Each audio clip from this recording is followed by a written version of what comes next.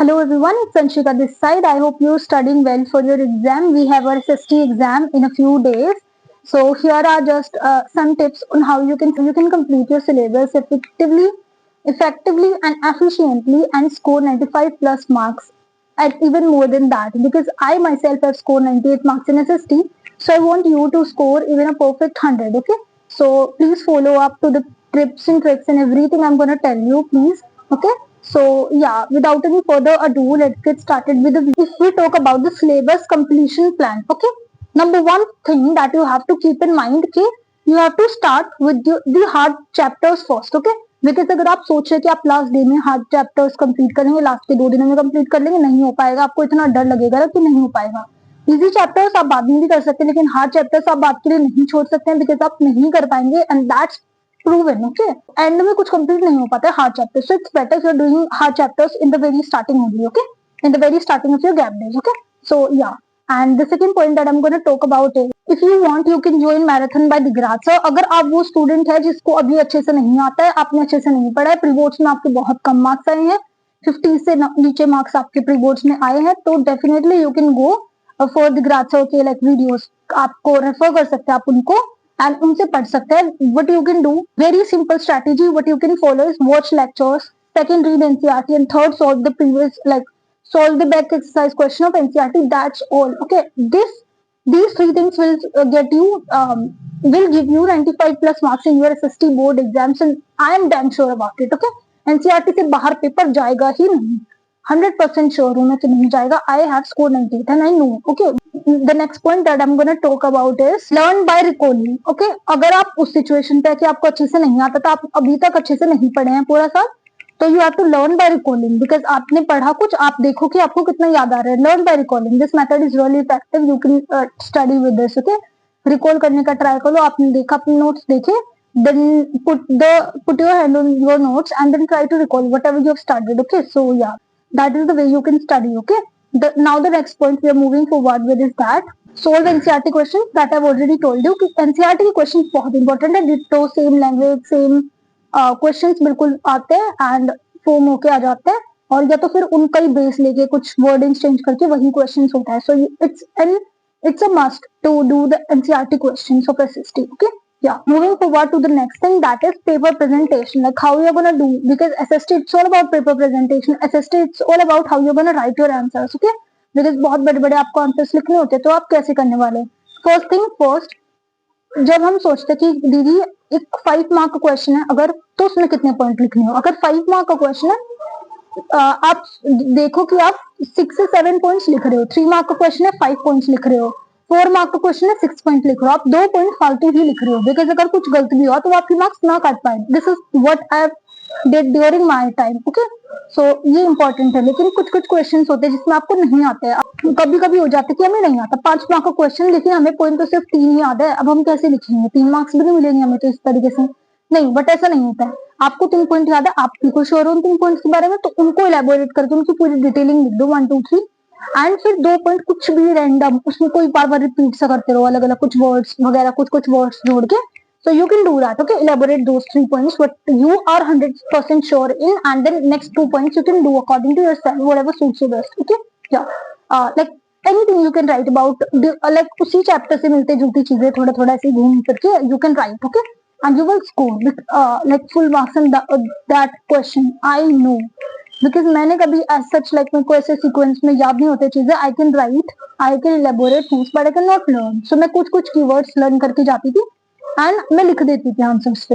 सो यही चीज है, you don't need to learn everything, you just need to know some keywords and you can elaborate them in your exam. So that's how you can do it. Now next point we are gonna talk about is how we are gonna सजाओ that thing. Okay, like आप क्या कर सकते हैं कि आपने हर question लिखा, अगर हम हर एक, तो पहले आप ये चीजें देखो कि आप कभी भी पैराग्राफ में आंसर मत लिखो अपने एसएसटी में, हमेशा बुलेट पॉइंट्स का यूज करो। 5 पॉइंट 6 पॉइंट जितना आपको आते हैं उतने पॉइंट्स आप लिखो, पॉइंट्स में लिखो हमेशा। फिर अगर आप लाइन ड्रॉ नहीं कर पा रहे हो, यू डोंट हैव स्केल, और maybe you just don't want to waste your time on drawing lines and stuff, so you just have to leave 2 lines, that way that will distinguish 2 answers from each other. Okay, या next thing, वो जो keywords आपने लिखे उनको आप underline कर सकते हो पेंसिल से नॉर्मली, पेन से ही normally. Okay, and don't use black pen because it's not allowed, and अगर आप यूज कर रहे हैं सो I don't know about you, but like normally people don't use and teachers don't allow to use black pen. Okay, it should be just a blue pen that you're gonna use in your board exam in your answer sheet. Okay, yeah.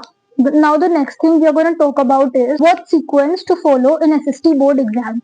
The sequence you're going to follow is सबसे पहले तो आप MCQ करने वाले हैं, उसके बाद highest weightage के जो आपके क्वेश्चन है वो आप करेंगे. ओके, सबसे पहले MCQ और फिर हाईएस्ट वेटेज से आप चालू करेंगे जिसमें सबसे ज्यादा मार्क्स आपको मिल रहे हैं उन क्वेश्चंस को लिखो. बिकॉज अगर आप उनको बाद में लिखोगे ना तो आप पहले जो छोटे आंसर्स है शॉर्ट आंसर्स उनमें तो ज्यादा कंटेंट लिख दोगे और बात के लिए आपके पास टाइम नहीं बचेगा. हाई वेटेज में आप कम लिखोगे, आपको कम मार्क्स मिलेंगे. सो इससे अच्छा है कि आप अपनी सारी क्रिएटिविटी जितनी भी चीजें आपको आती है all the knowledge you can use in your high weightage marks, तो आपको उसमें ज्यादा मार्क्स मिल जाए.